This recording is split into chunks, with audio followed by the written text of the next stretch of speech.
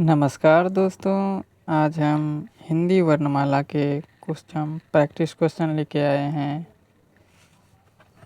तो चलते हैं, कुछ क्वेश्चन करते हैं। चलिए क्वेश्चन की ओर चलते हैं। इसमें से सम्मिलित स्वर कौन सा है? ये कल का क्वेश्चन था। इसमें से सम्मिलित स्वर कौन सा है? ऑप्शन है ए ओ, बी ई, सी ओ, डी आ। इसका आंसर हमने आपको कमेंट में देने के लिए कहा था, लेकिन किसी ने नहीं दिया। चलिए मैं ही बता देता हूँ। इसका सही आंसर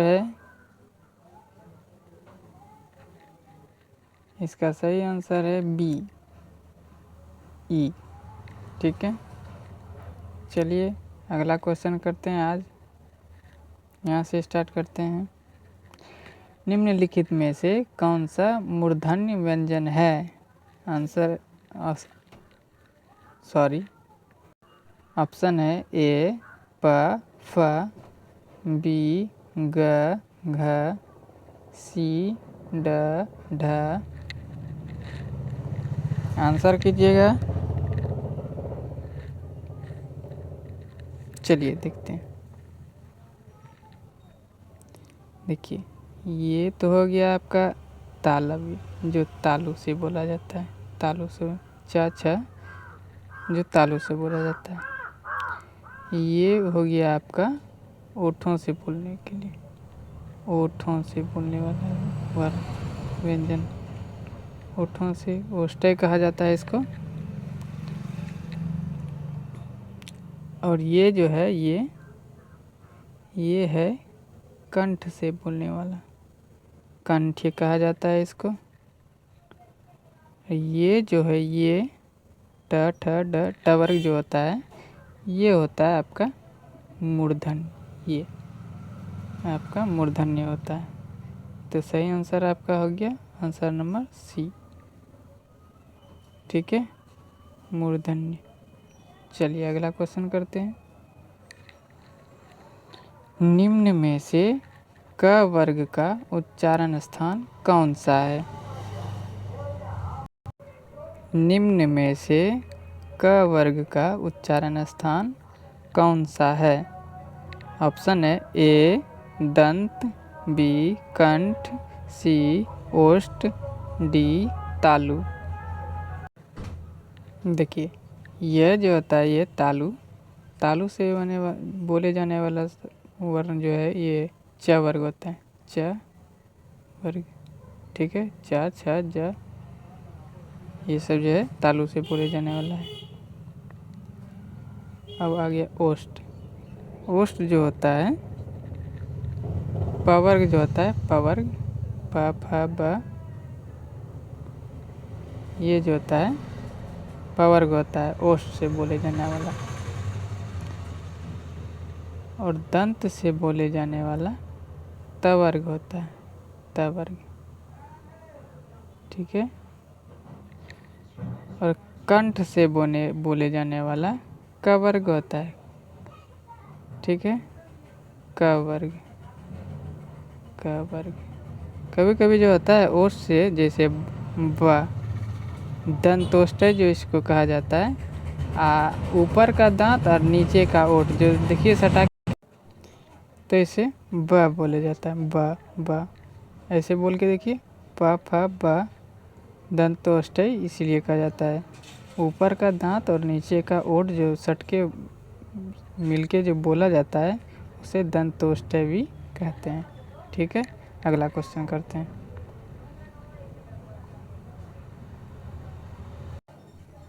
क्वेश्चन है य र ल व किस वर्ग के व्यंजन है?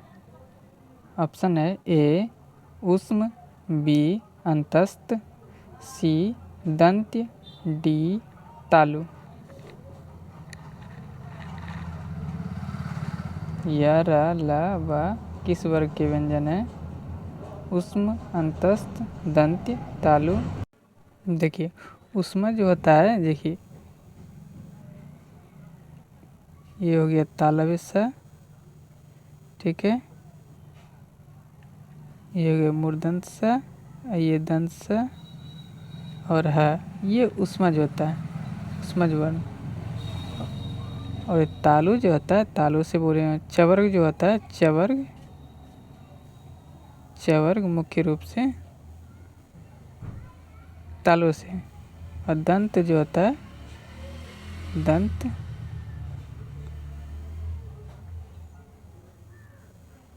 तवर्ग जो होता है, तवर्ग, ये दंत से बोला जाता है। और अंतस्थ व्यंजन जो होता है, ये चारों अंतस्थ व्यंजन कहलाते हैं। य, र, ल, व। इसका सही आंसर है बी। चलिए अगला क्वेश्चन करते हैं।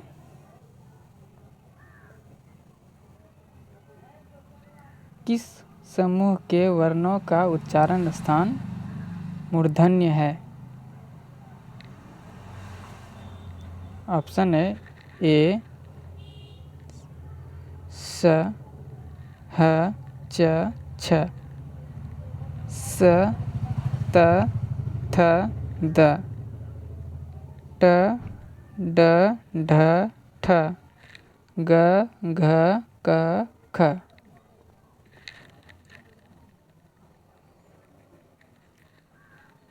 चलिए आंसर कीजिए। किस समूह के वर्णों का उच्चारण स्थान मूर्धन्य है?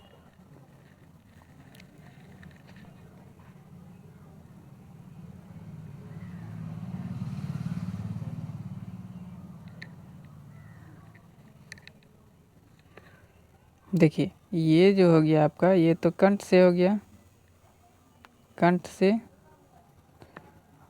और ये जो हो गया,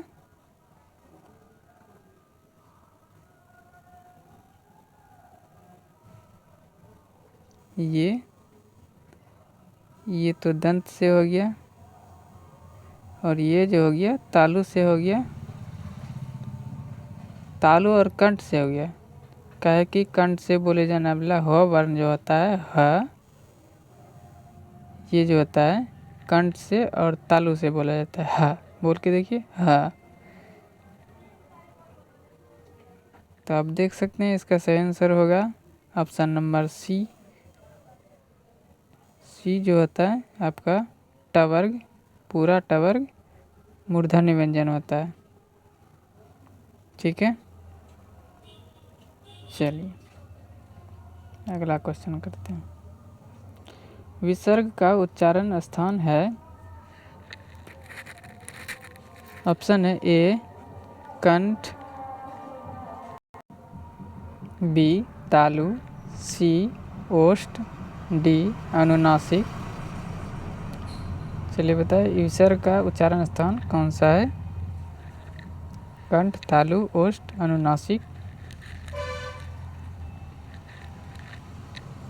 देखिए, कंठ से जो है आपका क वर्ग आ गया, की बता चुका हूँ। तालु से हो गया आपका च वर्ग, ठीक है, और ये च वर्ग, ठीक।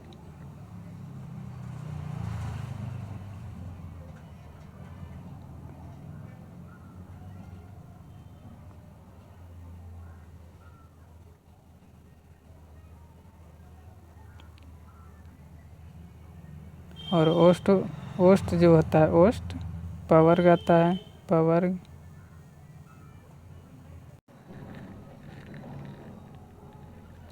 और अनुनासिक जो होता है, हर व्यंजन वर्ग, मतलब हर वर्ग का जो पांचवा वर्ण होता है, अंग, य, ण, न, म और अनुस्वर जो होता है, ये अनुनासिक वर्ण होता है। ये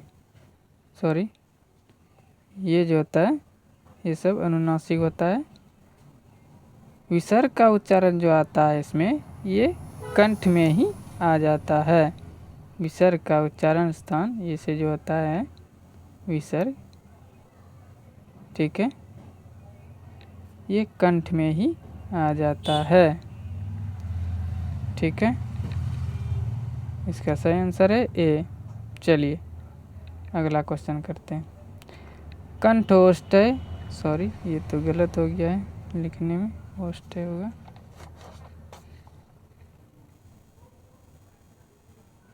ओष्ठय लिख लीजिए, ओष्ठय, ठीक,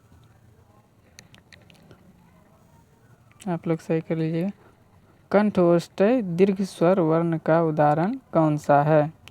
ऑप्शन है ए औ, बी ए, सी री, डी उ।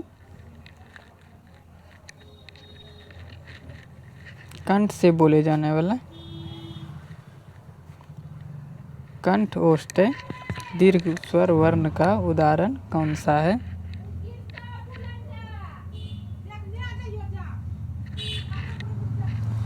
चलिए इसका सही आंसर होगा ऑप्शन नंबर ए, ठीक है। चलिए अगला क्वेश्चन करते हैं। निम्न में से कंठ्य वर्ण कौन सा है? निम्न में से कंठ्य वर्ण कौन सा है?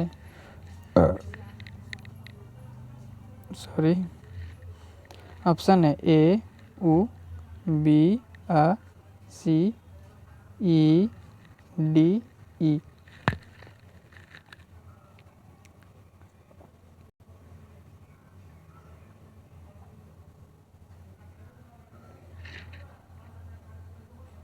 निम्न में से कंठ्य वर्ण कौन सा है?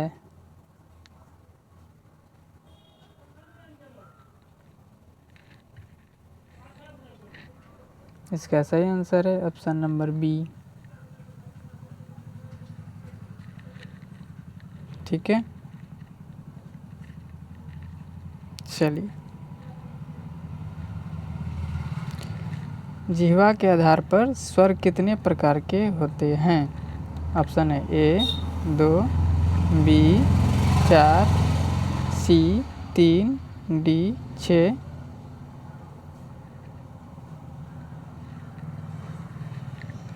बताइए आप लोग, जिह्वा के आधार पर स्वर कितने प्रकार के होते हैं?